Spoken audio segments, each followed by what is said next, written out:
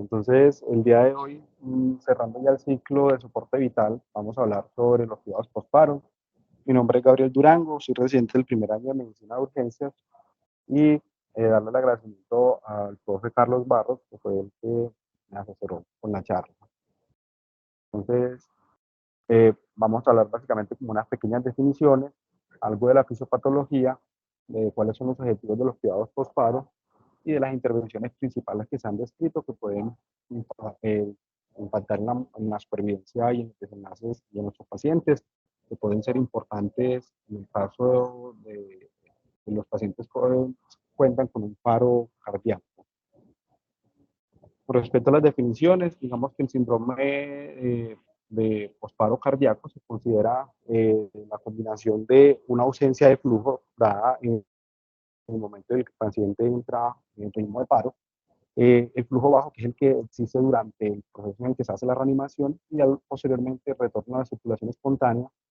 Este conjunto de eventos hacen que hayan unas manifestaciones fisiológicas y clínicas dentro del paciente, que son los que van a dar el conocido síndrome de posparada cardíaca. Aquí se divide pues como las manifestaciones en unas fases. Entonces tenemos la fase temporal, la fase inmediata, que es posteriormente el paciente tiene retorno a la circulación espontánea, más o menos en los primeros 20 minutos. Después viene una fase temprana, más o menos de 6 a 12 horas. La fase intermedia hasta 72 horas, y se espera que después de las 72 horas inicie la recuperación de nuestro paciente. Y más adelante hablar de la rehabilitación como tal.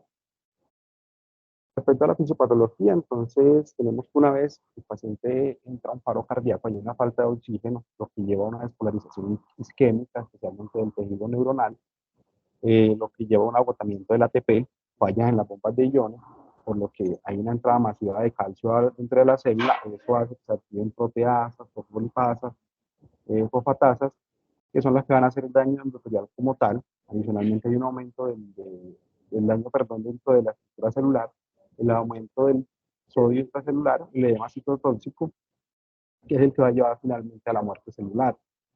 Una vez tenemos retorno a la circulación espontánea, se restablece esa síntesis de ATP. Sin embargo, esto sumado a todos los mecanismos que se activaron previamente, hay un aumento de los radicales de oxígeno dentro de la célula. Eventualmente puede haber un aumento transitorio del flujo sanguíneo cerebral de 15 a 30 minutos, sin embargo puede no ser suficiente. Eh, eh, por la activación del endotelio pueden haber múltiples trombosis microvasculares que van a llevar al edema endotelial, el aumento de la presión intracraneal, el edema cerebral y finalmente también la muerte cerebral, la muerte neuronal. Respecto a los objetivos de los cuidados postparo, entonces el principal objetivo sería como minimizar la lesión del sistema nervioso central, manejar la infusión mocárdica, reducir la lesión por isquemia y reperfusión, identificar y tratar la causa subyacente del paro. Acá tenemos ese algoritmo que nos propone la AJA sobre cuáles son los cuidados principales. Obviamente vamos a hablar de otros que no están dentro de ese algoritmo. Entonces, lo que nos sugiere es que posiblemente el paciente tiene un retorno a la circulación espontánea, se debe hacer un manejo avanzado de la vía aérea en caso de que el paciente no tenga asegurada la vía aérea en ese momento. Aquí proponen pues como unas metas de oxigenación, el manejo de la presión arterial, sugieren realizar inmediatamente un electrocardiograma, establecer si el paciente, por ejemplo, tiene un infarto con elevación del FT, si está inestable o requiere ventilación, perdón, si requiere algún soporte mecánico circulatorio, evaluar el estado neurológico, si el paciente pues está despierto en caso de que no se haya intubado ni se haya aplicado ningún medicamento sedante, en caso de que no, aquí sugieren pues como algunas intervenciones que es el manejo controlado de la temperatura, la realización de una tomografía, el electroencefalograma y algunos otros mecanismos de cuidado que vamos a ver más adelante. Respecto a la oxigenación, la AJA nos establece o nos sugiere dar una FIOR de por lo menos 100%, la máxima que tengamos disponible, hasta que el paciente tenga una saturación de oxígeno visible en un monitor o que le pueda cuantificar la presión arterial de oxígeno. Y se sugiere que después de eso debe circularse para tener una saturación entre 92 y 98% y un CO2 entre 35 y 45%. Con respecto a la Sociedad Europea de Cuidado Intensivo, no hay como mucha diferencia, prácticamente sugieren una saturación entre 94 y 98%. Aquí tenemos ese estudio en el que se intentó evaluar si la presión arterial de oxígeno de 60 milímetros de mercurio versus 90 tenía alguna diferencia en cuanto a desenlaces neurológicos y supervivencia. Se evaluaron 2.900 pacientes y se encontró una supervivencia, perdón, una mortalidad, que es el indicador de la mortalidad del 65% versus el 60%. Un riesgo relativo de 1.09, pero que no era confiable porque tenía una P menor de 0.32 y sobrepasaba la unidad. Entonces, con eso lo que quiero decir es que básicamente la meta de oxigenación en nuestros pacientes está alrededor de eso, de 60 a 80 milímetros de mercurio. Con respecto al manejo del CO2, como ya habíamos mencionado, la meta es de 35 a 45, la Sociedad Europea de Cuidado Intensivo también sugiere esta meta.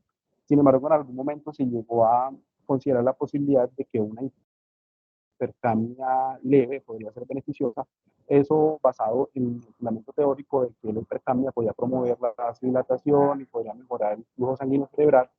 Sin embargo, se realizó este estudio multicéntrico aleatorizado donde tuvieron en cuenta 1.700 pacientes y básicamente lo que se buscaba evaluar era el desenlace neurológico favorable a los 6 meses y la mortalidad también a 6 meses, y se encontró que no había una diferencia estadísticamente significativa entre los dos grupos, porque por lo que básicamente nos quedamos en que la recomendación actual es manejar un CO2 entre 35 y 45 milímetros de mercurio. Con respecto al manejo de la temperatura, la AJA en su última actualización de 2020 nos sugiere llevar a un manejo controlado de temperatura entre 32 a 36 grados, idealmente con dispositivos que tengan un sistema de retroalimentación, independientemente de si son invasivos o no. Eso, digamos que se empezó a plantear desde el principio del siglo, en que se empezaron a hacer los primeros estudios aleatorizados en seres humanos, donde se evaluaba si la temperatura tenía como impacto en la supervivencia y en el desenlace neurológico, y se hicieron estudios en los que se buscaba una hipotermia terapéutica, que era como anteriormente se conocía, y en ese entonces se vio que llevar a los pacientes de la temperatura de 32 a 34 grados en un estudio y de 33 más o menos 5 en otro estudio podía ser beneficioso, y desde entonces se vinieron realizando múltiples estudios y se venía asumiendo, pues, o se venía tomando esta recomendación. Acá tenemos ya un estudio más reciente que fue en el 2019, el estudio Hyperion, en el que un estudio aleatorizado controlado, en el que se tuvieron en cuenta 581 pacientes y lo que se evaluaba era la mortalidad, pues la supervivencia, perdón, a 3 meses con un resultado neurológico favorable, que era medido por una escala de TTC de 1 a 2. Lo que se comparaba era 23 grados versus 37, y lo que se encontró era que la supervivencia a 3 meses con un estado neurológico favorable era de 10.2% en el grupo de hipotermia versus 5.7 con un número necesario a tratar de 22. Sin embargo, no se encontró diferencia estadísticamente significativa en cuanto a mortalidad. Tenemos este otro estudio que es el TTM, se conoce ya como TTM1 porque posteriormente viene un nuevo estudio que pues se publicó un nuevo estudio que es el TTM2. Y básicamente lo que se buscaba era que, bueno, ya sabemos que la hipotermia o llevar a pacientes a temperaturas menores de 36 es beneficioso, entonces lo que se buscaba en ese estudio de mirar era si era 33 versus 36, y se hizo de igual manera un estudio relativizado controlado en 939 pacientes en 36 unidades de cuidados intensivos entre Europa y Australia. Básicamente lo que se usaba para controlar la temperatura era líquidos helados, bolsas de hielo, dispositivos de control de temperatura intravasculares o de superficie, y lo que se buscaba era por lo menos llevar al paciente hipotermia durante 28 horas, con un posterior recalentamiento paulatino de 0.5 grados hora, y lo que se evitaba era que posterior a la hipotermia el paciente nunca tuviera una temperatura mayor a 7.5 durante 72 horas. Cuando miramos los resultados, el principal o el resultado primario, que era la de mortalidad, se encontró que no había una diferencia estadísticamente significativa entre los dos grupos. Cuando miramos otros desenlaces como el estado neurológico desfavorable, vemos que tampoco hubo diferencia, por lo que desde entonces digamos que se venía adoptando la recomendación de llevar al paciente en cualquiera de ese rango, más o menos 23 a 36 grados.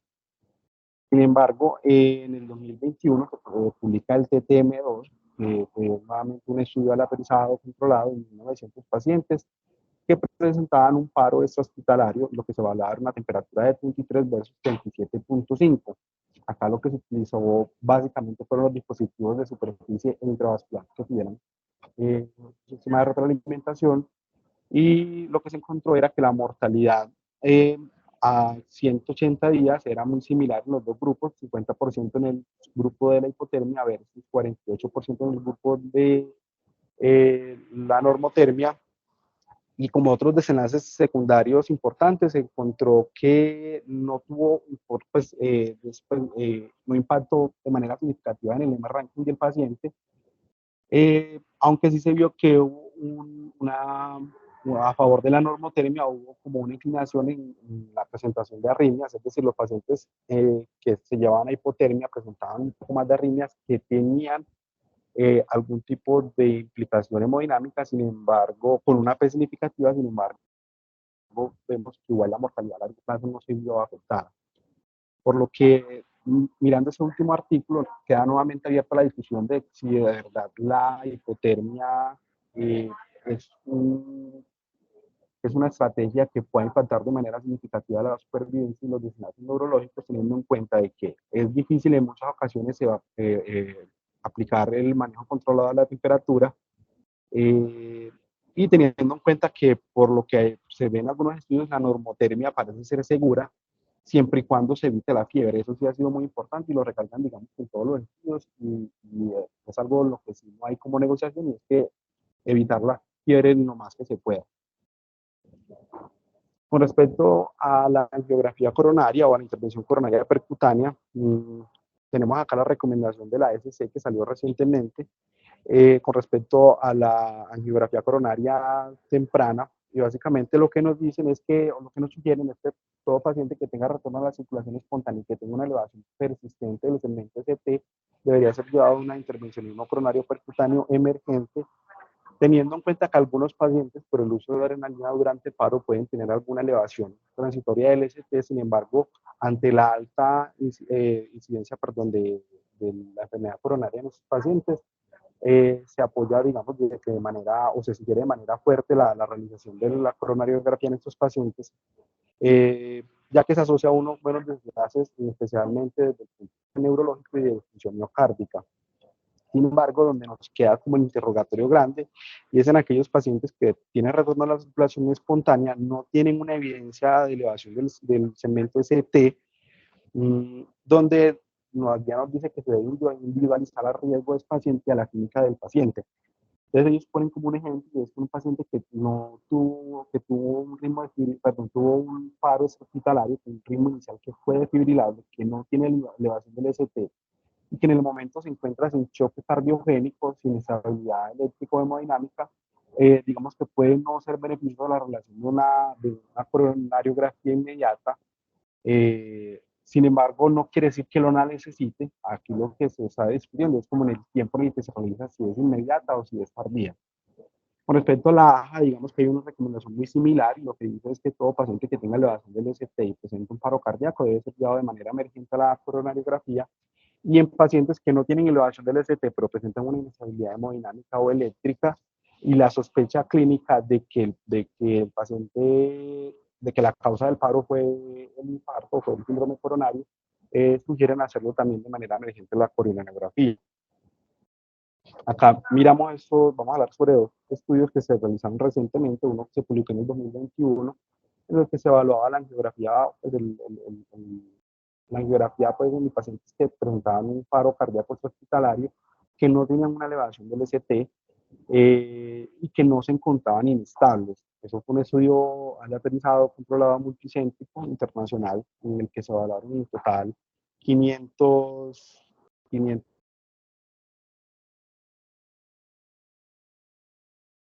diferencia estadísticamente significativa en la mortalidad en la realización temprana versus la realización tardía de la coronariografía en estos pacientes, que de entrada sabemos que el riesgo de tener un síndrome coronario agudo puede no ser tan alto porque no tenían clínica de IAM, que no estaban inestables.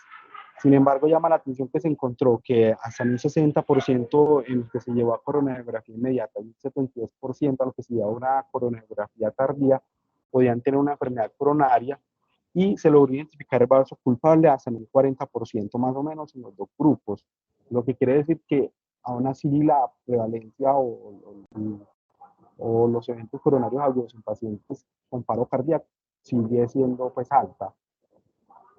Tenemos este otro estudio que es el COAT, que también fue un estudio multicéntrico realizado en los Países Bajos, donde se analizaron 538 pacientes y lo que se buscaba era evaluar la realización de la coronariografía inmediata en pacientes que no tenían elevación del ST y acá obviamente se excluyeron pacientes que tuvieran infarto con elevación del ST, que estuvieran inestables o con una causa obvia que fuera no coronaria del paro cardíaco.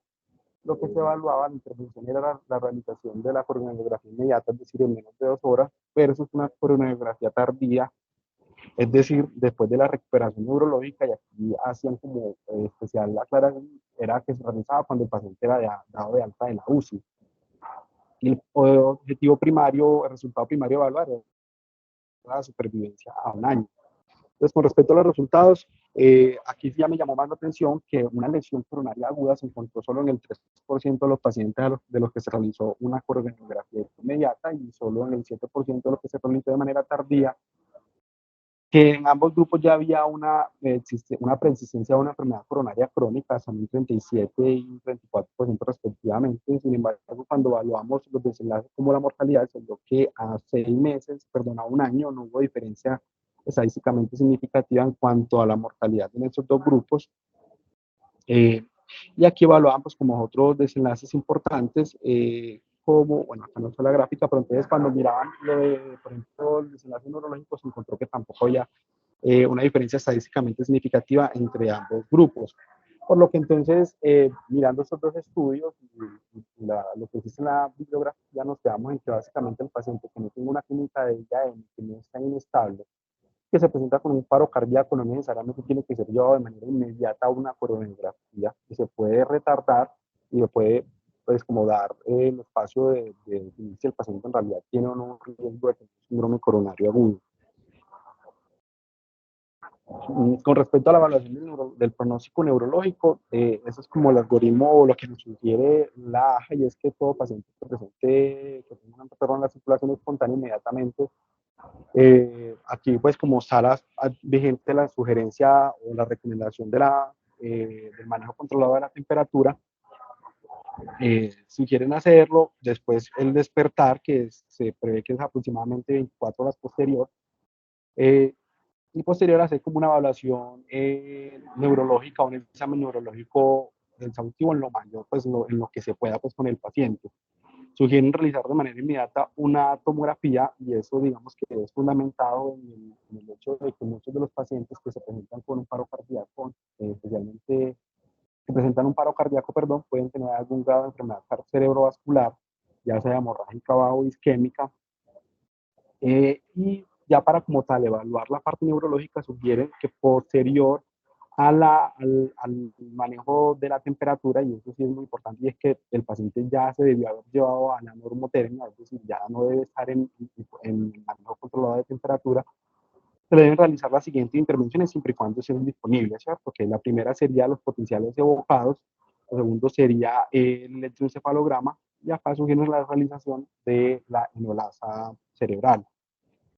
Eh, También nos sugieren que para realizar una adecuada evaluación del pronóstico neurológico se deben utilizar múltiples herramientas, ya de que no existe una herramienta única que tenga un buen rendimiento en hacer ese pronóstico, y entonces nos sugieren como llenarlo de la mayor cantidad de criterios posible para definir si el paciente tiene o no un buen pronóstico neurológico.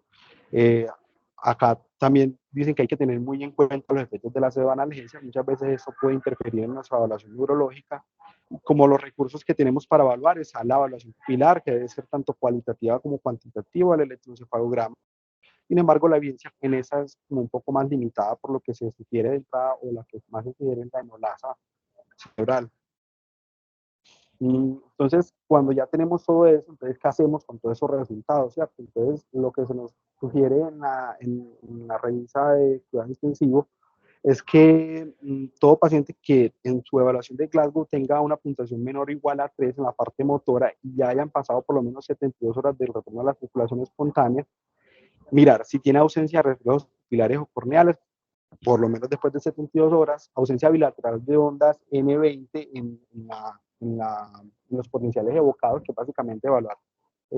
Pues se hace una simulación neuronal y se evalúa si 20 milisegundos después hay respuesta a nivel de la corteza, actividad epileptiforme, pero acá hacen como referencia como tal al estatus no convulsivo, es decir, no es cualquier tipo de actividad epiléptica, perdón, y se debe hacer también después de las 24 horas la medición sérica de la enolanza cerebral. Lo que se dice es que mayor a 60 microgramos por decilitro, luego de 48 a 72 horas, se asocia con un mal patrón neurológico, pronóstico neurológico.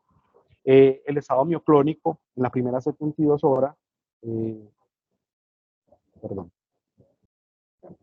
las primeras 72 horas, y la lesión axonal difusa, que debe ser diagnosticada ya sea por tomografía o por resonancia magnética.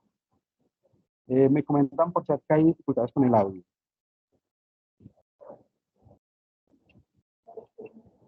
Gabriel, sí, a veces se va el audio, a veces se ve el audio. Ok, estoy acá en la facultad y el internet no es muy bueno. Entonces, si algo me avisan para repetir si de pronto faltó alguna información o algo. Bueno, entonces, lo que se dice es que después de haber realizado todas esas herramientas, encontramos que por lo menos tenemos dos puntos, es decir, dos de esas presentes. El desenlace o el pronóstico neurológico de nuestro paciente probablemente sea pobre, entonces ya aquí lo que seguiría sería como evaluar si el paciente de verdad requiere continuar con el soporte vital y plantearnos la posibilidad de si es momento de suspender el soporte vital. Evaluar también la donación de órganos. La ley obviamente dice que esto debe ser adecuado a cada normatividad. Para nuestro caso, obviamente, digamos que nosotros no tenemos el entrenamiento, no tenemos la potestad de definir si un paciente es candidato o no donante, por lo que nos debemos apoyar del grupo de donantes. Y ellos ya tomarán la decisión y hablarán con la familia, pues si el paciente de verdad es candidato o no, pero siempre tener presente que muchos de esos pacientes pueden ser candidatos incluso cuando tienen una muerte espontánea. Lo siguiente es que el manejo de estos pacientes es interdisciplinario y aquí deben jugar papel múltiples especialistas para mirar, entre otras cosas, por ejemplo, desenlaces a nivel emocional o psicológico, tanto del paciente como de la familia, y el inicio temprano pues, de la rehabilitación para que el paciente pueda retomar sus actividades en la mayor, en cuanto sea posible, pues, dependiendo del estado funcional o de las condiciones en las que el paciente se ha egresado de la institución. Con respecto al manejo de las convulsiones, acá la AJA nos sugiere que todo paciente que presente clínicamente convulsiones debe ser tratado. Sugiere adicionalmente hacerle un electroencefalograma a todo paciente que tenga un estado comatoso posterior a un paro cardíaco. Sugieren el tratamiento del estatus no convulsivo, y aquí no hay como una recomendación como tal en qué tipo de anticonvulsivantes deben usarse, y lo que nos dicen es que se usen los que se utilizan de manera convencional para tratar las epilepsias de sus diferentes etiologías, y efectivamente pues desaconseja y no recomienda hacer profilaxis anticonvulsivante en pacientes que no tengan convulsiones clínicamente o que no tengan ninguna otra indicación. Pero entonces, ¿por qué eso es importante? Porque se vio que en los pacientes hasta el 45% pueden presentar convulsiones en el estado postparo. Incluso en el TTM1, que fue el estudio que hablamos anteriormente para evaluar el manejo de la temperatura, se encontró que hasta el 30% tenían actividades mioclónicas o tónico-clónicas. ¿Y por qué eso, digamos, que puede ser contraproducente? Y es porque se ha visto que las convulsiones aumentan la temperatura, aumentan el gasto metabólico, en especial a nivel cerebral, y empeoran el pronóstico y aumentan la mortalidad. Pero entonces, ¿qué hacemos con los pacientes que no tienen clínicamente una convulsión, que tampoco están en un estatus epiléptico iniciado en el electroencefalograma, pero que pueden tener, por ejemplo, actividad rítmica o periódica, por ejemplo, en el electroencefalograma, los pacientes que pues, sobreviven pues, al paro cardíaco? Entonces, tenemos este estudio que se realizó en los Países Bajos y en Bélgica, donde se analizaron 11 unidades de cuidados intensivos y se valoran a 172 pacientes con actividad rítmica o periódica en el electroencefalograma. Y aquí se utilizaron manejos anticonvulsivantes en el grupo de intervención con el fin de suprimir esa actividad epiléptiforme, versus el grupo de control, que era simplemente manejo expectante y solo tratar cuando presentaban una convulsión como tal. Lo que buscaban evaluar era la mortalidad y el estado neurológico a 90 días. Eso aquí fue un desenlace combinado porque ellos asumían que la muerte hacía parte del estado neurológico, pues de un mal estado neurológico, ¿cierto? Entonces, digamos que con una sola variable se evaluaban prácticamente dos desenlaces.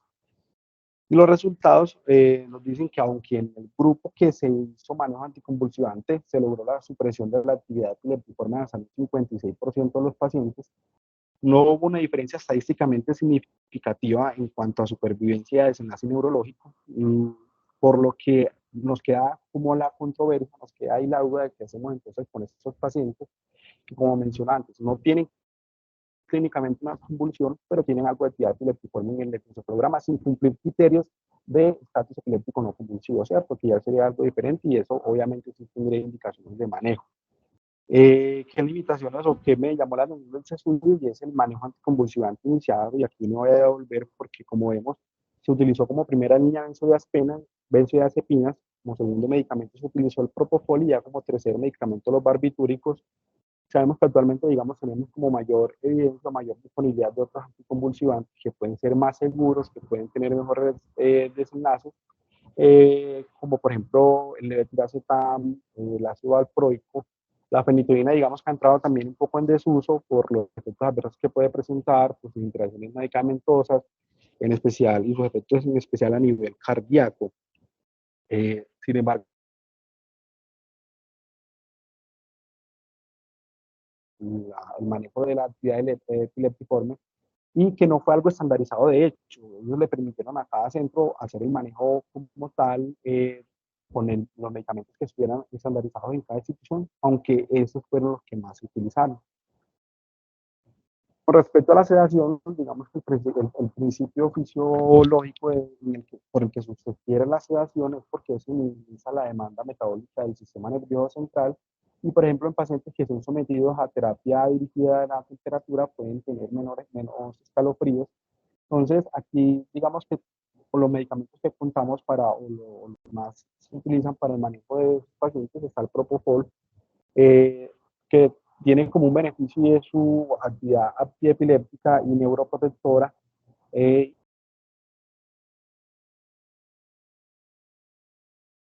permite una mejor evaluación del estado neurológico. Sin embargo tiene efectos adversos importantes como la hipotensión y la bradicardia, ya que tiene un efecto inotrópico y cronotrópico negativo importante. Puede causar también hipertrigliceridemia. También tenemos la desmetomidina. Sin embargo, la desmetomidina, digamos, como más, se deja más para pacientes que van a requerir una sedación ligera, teniendo en cuenta que ese también tiene un efecto inotrópico y cronotrópico negativo, entonces puede causar bradicardia e hipotensión en un paciente que ya clínicamente está inestable, tiene alto riesgo de inestabilidad, puede de pronto no ser el más favorable. El midazolam, que es, digamos, que el más ampliamente utilizado, aunque también tiene su efecto adverso principal, que es la hipotensión. Y aquí también se menciona la ketamina como pues como un medicamento que podría ser prometedor por su perfil cardiovascular más seguro, porque no genera tanta hipotensión ni genera eh, nivel de efecto cardíaco, y que disminuye la lesión cerebral, porque en teoría disminuye la lesión cerebral porque podría disminuir, porque disminuye la presión intracraneal. Entonces en esos pacientes en teoría la ketamina podría ser un poco más segura.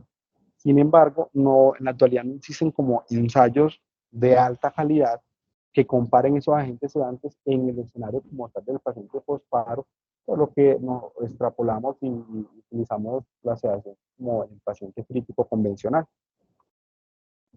Con respecto a la perfusión tisular, digamos que tenemos como esas metas, que es el gasto urinario que sea mayor a 0.5 mililitros kilo hora, que el llenado capilar sea menor a 3 segundos, que es pure el lactato, y que nuestra presión arterial esté por debajo de 65 milímetros de mercurio, aunque aquí nos hicimos la pregunta en algún momento, como bueno, y de pronto, ¿será que la presión arterial media más alta en algunos pacientes podría mejorar el flujo cerebral y por ende mejorar sus desenlaces neurológicos y cardiovasculares? Entonces se hizo este estudio, que es el estudio BOTS, es un estudio controlado, aleatorizado, doble ciego, en dos centros terciarios de Dinamarca.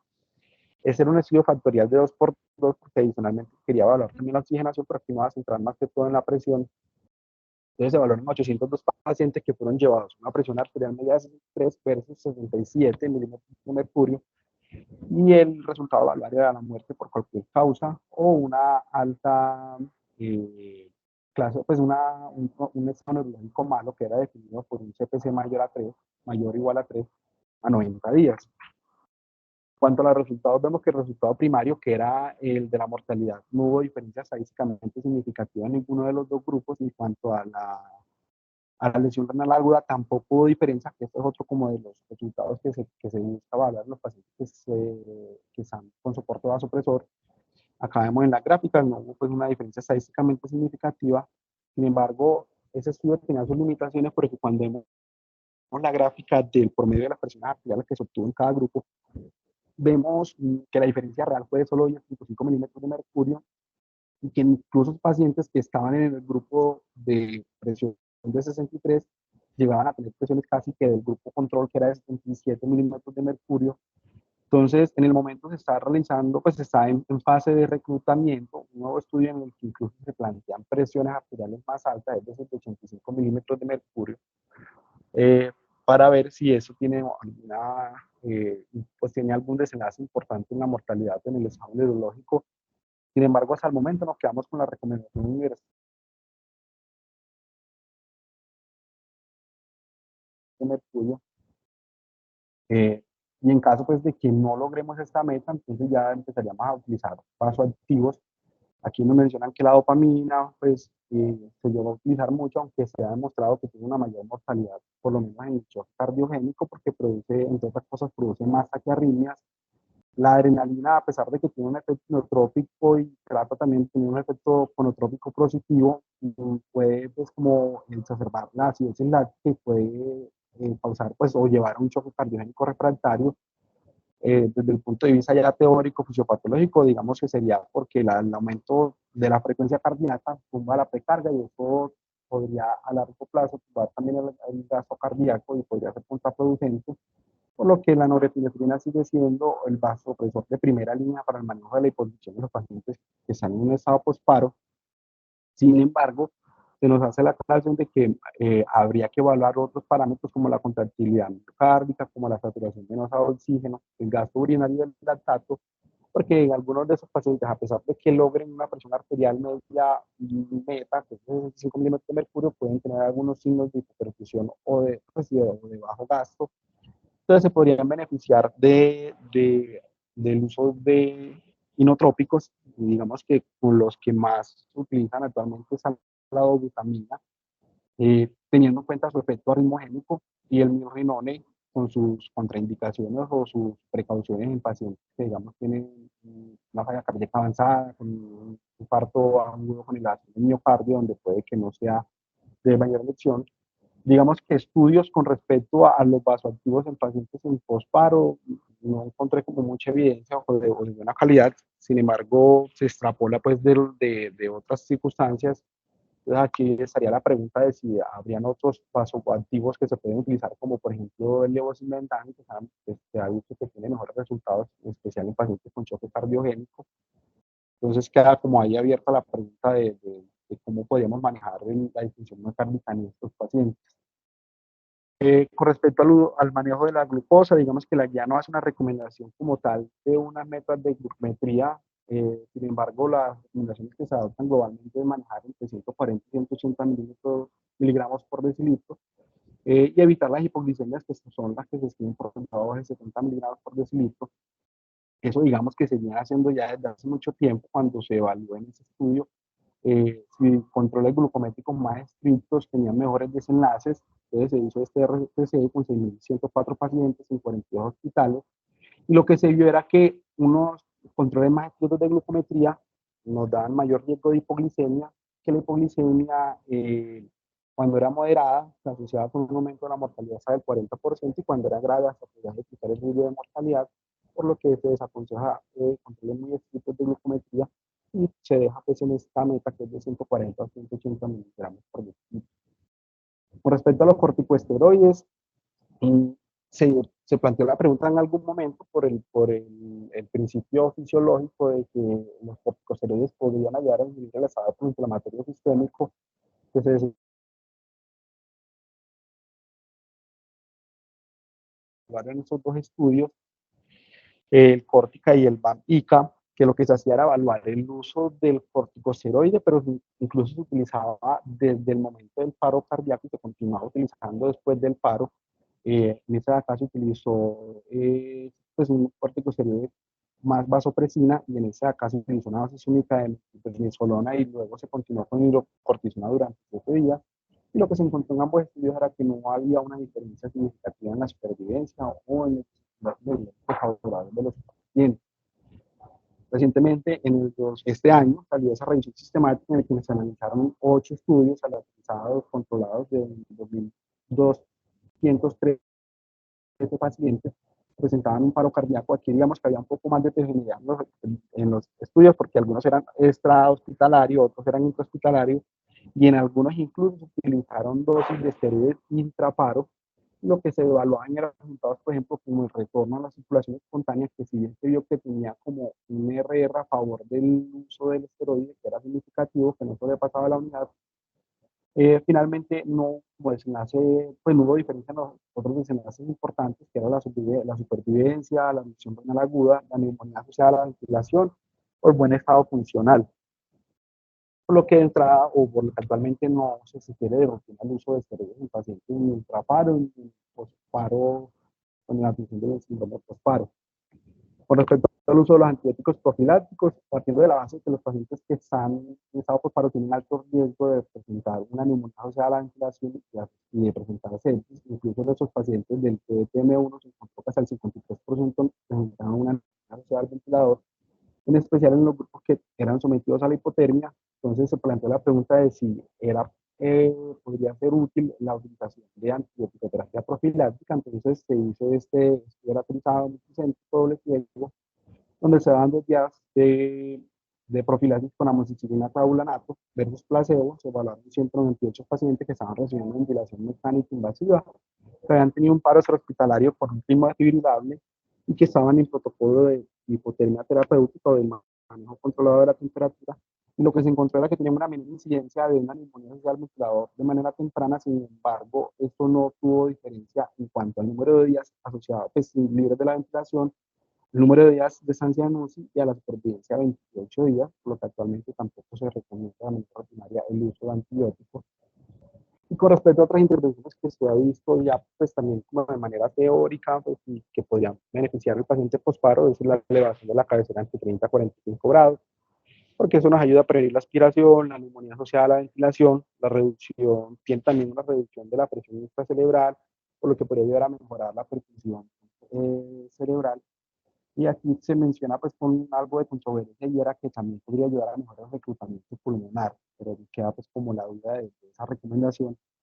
Por último, el manejo del potasio, que si bien se ha visto que es muy común la hipercalemia en los pacientes posparo, también se ha visto que la hipocalemia se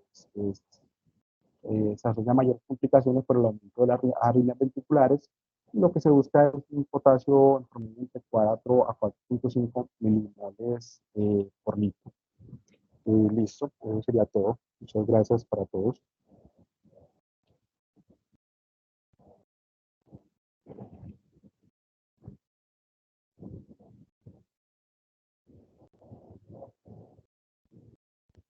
Muchas gracias, Gabriel. Por ahora no hay más. Bueno, está el profe Juan Manuel. Juanma.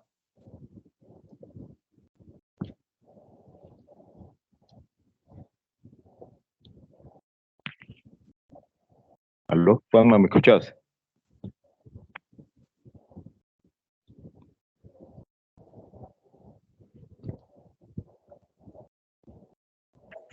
¿Sí me escuchan ahí? Sí, profe. Sí, sí, Gabriela. Ya. Escuchamos. No sé si Juan Manuel va a decir algo, que veo que por ahí está. Sí, tiene levantada la mano, pero no se le escucha.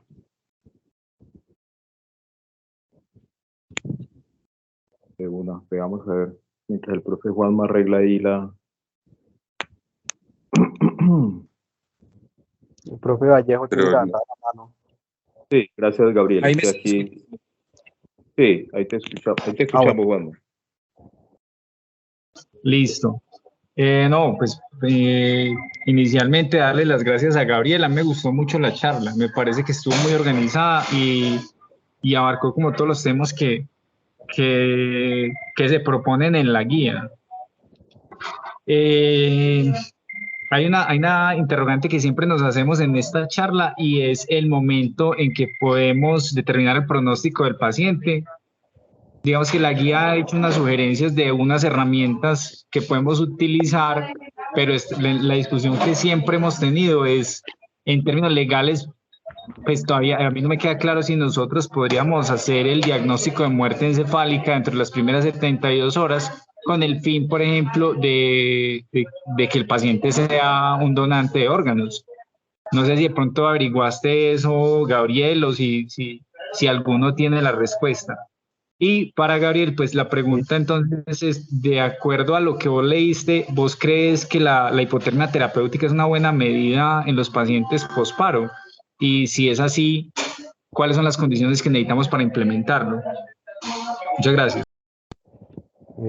Bueno, profe, con respecto a lo primero que es la determinación de la muerte encefálica, pues no me he leído como tal la ley, pero lo que tengo entendido y lo que se maneja con el grupo de trasplantes es que eso solo lo debe hacer pues un profesional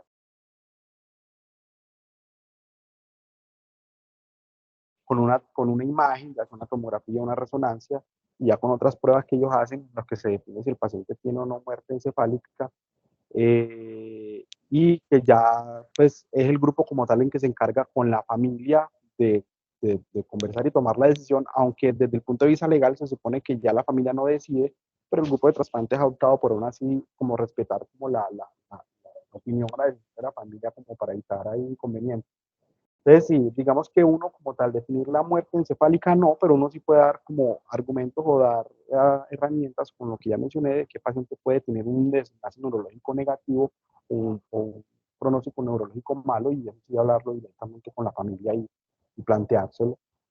Y con respecto a lo del manejo el manejo guiado de la temperatura, pues a mí la verdad sí me queda la duda en realidad de que sí sea algo que impacte de manera significativa en la mortalidad. Digamos que yo pues no lo tengo como contemplado de las cosas que primero tengo que hacer o lo más importante en el paciente posparo, no. Eh, ya si se va a hacer, y lo que sí tengo entendido es que lo que se debe hacer es con dispositivos que me permitan hacer un control regulado de la temperatura, es decir, no es simplemente llevar al paciente hipotermia y dejarlo ahí tirado, sino que es estar haciendo como control juicioso y que tenga alguna forma de retroalimentar, es decir, como de un sistema, definir si se está, pues, está pasando en la hipotermia o si se está llegando o se está manteniendo en la meta. Eh, y, y, sí, sería como eso, básicamente la literatura,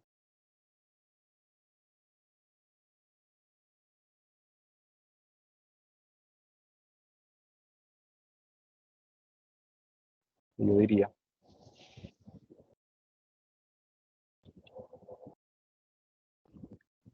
Juanma, ¿vas a replicar? Sí, pues ahí me escuchan. Sí, profe. Sí, Juanma. Lo que pasa es que ahí digamos que hay una zona gris en la evidencia y es que pues hay estudios contradictorios, hay unos estudios que hablan de un mejor desenlace neurológico, fisiológicamente parece haber un mejor desenlace neurológico y de hecho la experiencia de los centros que hacen hipotermia terapéutica en el mundo han publicado cosas muy buenas. Lo que pasa es que es, digamos que aleatorizar grupos en un sitio de esos es muy difícil y se han utilizado múltiples métodos. Hay métodos que son muy sofisticados como el control estricto pues con el casco o incluso con una máquina que mide la temperatura que cada día de alquiler de esa máquina valía como $20,000, que fue con el que se hizo el estudio polar, el de TEC. Pero los equipos de trabajo que hacen hipotermia terapéutica por lo general utilizan líquidos fríos, hielo periférico y un termómetro esofágico, un termómetro rectal, ¿cierto? Y les ha ido bien. Ahora, la evidencia de buena calidad no existe. Entonces, yo creo que sí se puede hacer. Fisiológicamente tiene plausibilidad, pero hay que tener lo que vos decís, o sea, que el centro donde se haga tenga experiencia. Hasta donde yo recuerdo, por ejemplo, aquí en la Clínica Las Américas, los pacientes con fibrilación ventricular refractaria que salían del paro, o sea, esos pacientes que tú sabes que tuvieron al menos algún porcentaje del gasto cardíaco preservado, los ponían en hipotermia terapéutica, más o menos a 34 grados, en control de la temperatura muy, muy estricto. No conozco los desenlaces de ellos, pues, pero sí sé que lo hacían. Vuelvo y te digo, o sea, hay una zona gris ahí en la evidencia, yo no diría que no sirve, diría que consume muchos recursos y que no sabemos cuál es el beneficio, pero hay centros donde se hace y le tienen fe.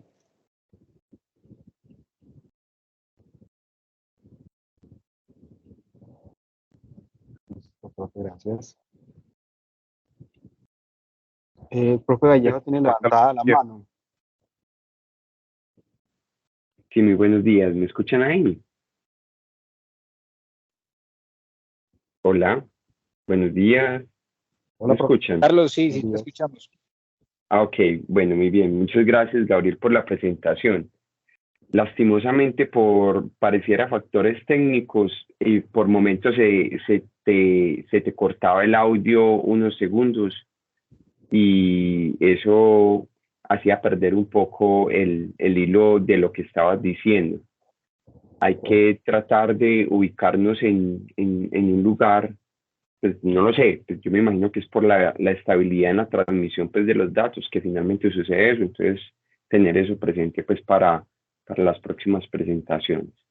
Eh, lo segundo, con respecto pues a la forma del contenido, creo que sí, de acuerdo, se abordan los temas relacionados pues con la temática que planteas para el día de hoy. A mí me quedan algunas inquietudes relacionadas con la presentación, específicamente con el monitoreo fisiológico en el estado postparada cardíaca.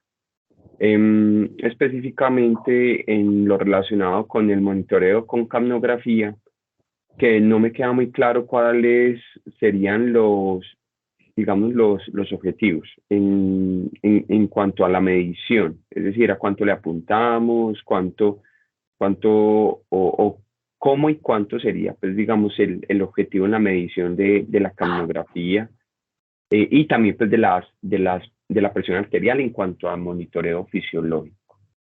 Y el otro tema relacionado, porque no, pues no sé si fue que me lo perdí, es el del manejo del oxígeno.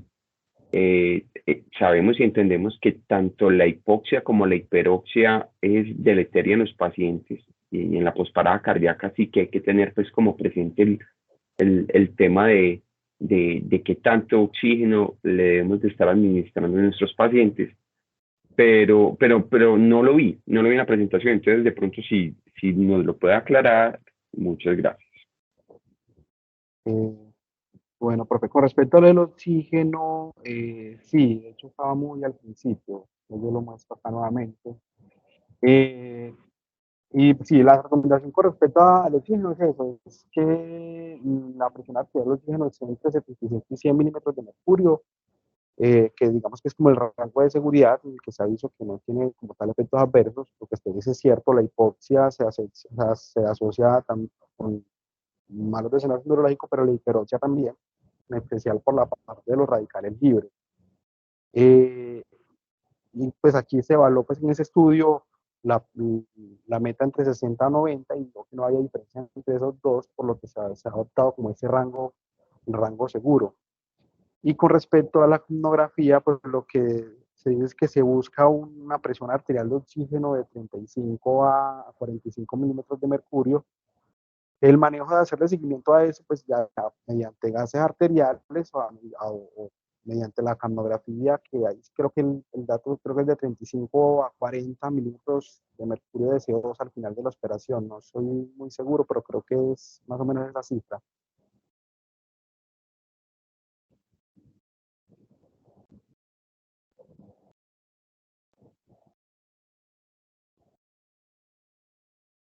Bueno, yo creo que es un muy buen punto de discusión en cuanto a las metas, porque pues, he leído, digamos, en varios momentos la guía, pero no me queda muy claro pues lo del asunto de la meta con respecto a la medición del CO2 en la capnografía y en la curva cuánto se le debe pues, apuntar.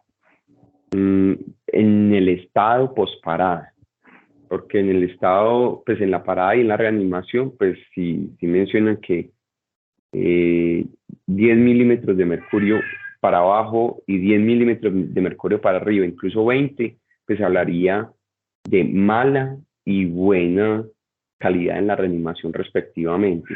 Pero en el por reanimación, pues lo recomiendan, pero no me queda claro pues a cuánto hay que apuntar. Gracias, Gabriel. Muchas profe, gracias.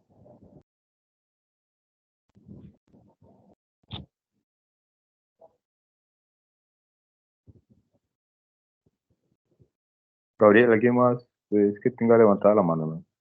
No, pues no, nadie más tiene levantada la mano.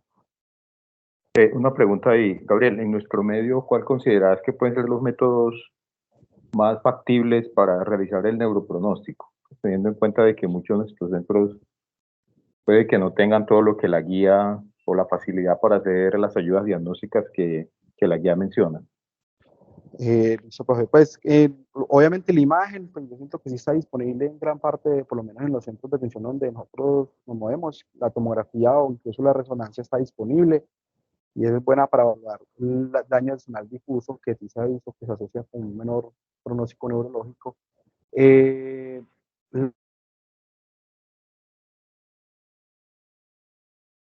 utilice, es probable que sí, pero la verdad no sé. Y los potenciales evocados, si bien es una estrategia que en teoría está disponible, que no es tan de alta complejidad, no sé si se aplique o se haga de manera rutinaria en este tipo de pacientes posparo, que es otra de los recursos que tenemos. Y la electroencefalografía también, un recurso que puede que sea disponible en los centros donde nos ponemos y con eso podemos también evaluar y definir si nuestro paciente tiene tiene o no un buen pronóstico neurológico.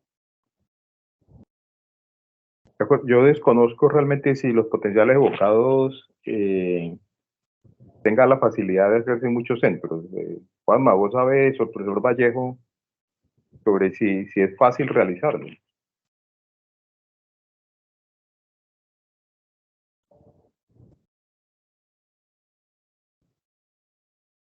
Está por ahí el profesor Juan Manuel, ¿no? Carlos, no, ni idea.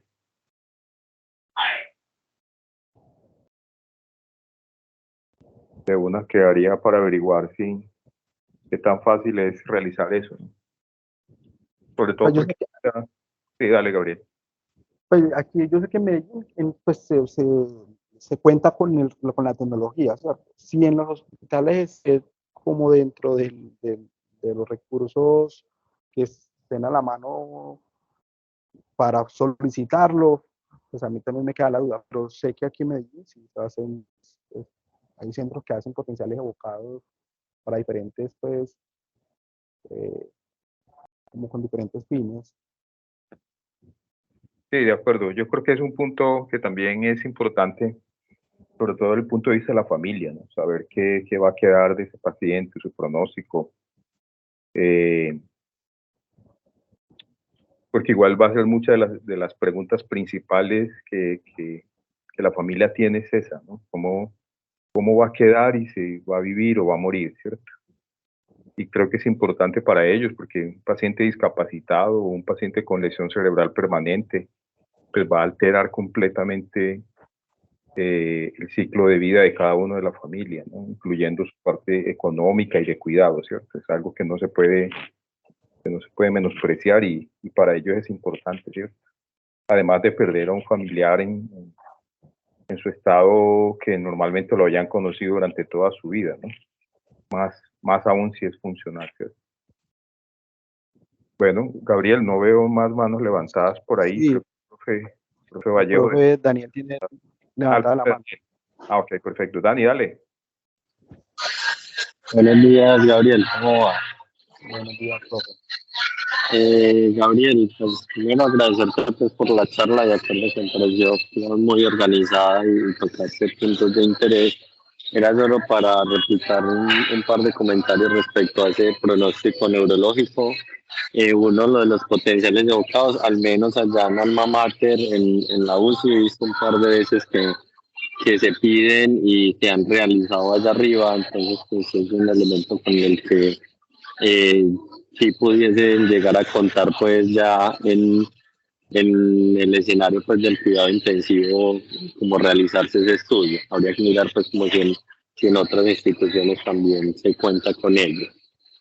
Y respecto a la pregunta que abrió Juanma al principio de si hacer o no ese diagnóstico de muerte encefálica tempranamente, digamos que la mayoría de guías le dice a uno no hablar de pronóstico en menos de 72 horas o digamos que en los casos digamos, más dicientes menos de 24, pero hay alguna literatura respecto a escenarios, digamos, entre comillas, como catastróficos, donde uno puede hablar de muerte encefálica incluso en menos de 24 horas, que es básicamente cuando uno tiene una lesión estructural irreversible, ya documentado obviamente por imagen, ¿no es cierto? Si yo tengo un sangrado, una irrigación, un edema masivo, que ya me pueda, digamos, explicar la condición, o tengo algún tipo de estudio, sobre todo de flujo cerebral, con ausencia completa de flujo, ¿no es cierto? Un cerebro que no está recibiendo flujo por la razón que sea, es un cerebro que digamos, está muerto más allá de que tengamos que esperar X o Y cantidad de tiempo para dar ese diagnóstico. Y esos escenarios sí son escenarios que podemos nosotros acercarnos, pero o tener elementos para acercarnos a ese punto, porque se vuelve, digamos, cómo lidiar con la angustia de esa familia, de ese pronóstico de 72 horas, sabiendo que no hay digamos, ningún pronóstico real y limitando pues o poniendo en riesgo la parte de posibilidad de donante y demás. Entonces sí hay situaciones más bien raras, pero se nos pueden presentar donde pudiésemos acelerar ese tipo de diagnóstico.